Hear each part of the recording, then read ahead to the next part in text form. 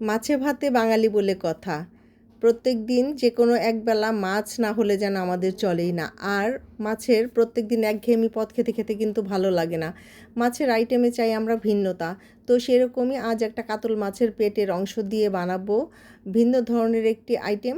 Normal, কিন্তু একটা মশলা যোগ করব, এতেই এটার স্বাদ হয়ে যাবে অন্যরকম। তো চলুন দেখি কিভাবে বানাই। প্রথমে তেল গরম করে সেখানে কাতল মাছের পেটের টুকরোগুলোকে লবণ আর হলুদ দিয়ে ভালো মতো এপিট ওপিট উল্টিয়ে ভেজে নিব।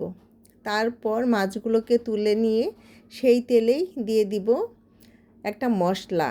সেই মশলাটা হচ্ছে রাঁধুনি। এই যে এরকম, এটা হচ্ছে জিরার মতোই ছোট গোল গোল, এটার নাম হচ্ছে রাঁধুনি। এই ফোড়নটা দিয়ে দিলাম, আর এতে করেই মাছের টেস্টে কিন্তু ভিন্নতা আসবে।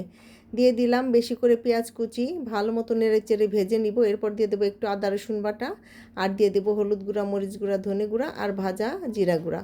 এরপর দিয়ে দেবো লবণ, নেড়ে চেড়ে ভালো মতো মশলাটা কষিয়ে নিব। তারপর সেখানে দিয়ে দেবো একটু পানি, যেন মশলাটা পুড়ে না যায়।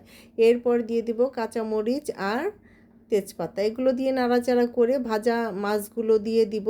তারপর একটু উল্টিয়ে পাল্টিয়ে দিয়ে সেখানে দিয়ে দিব পানি। পানি দিয়ে ঢাকনা দিয়ে ঢেকে মিডিয়াম টু লো হিটে বেশ কিছুক্ষণ রান্না করব। তারপরেই তৈরি হয়ে যাবে মজাদার কাতল মাছের পেটির এই ভুনাটা।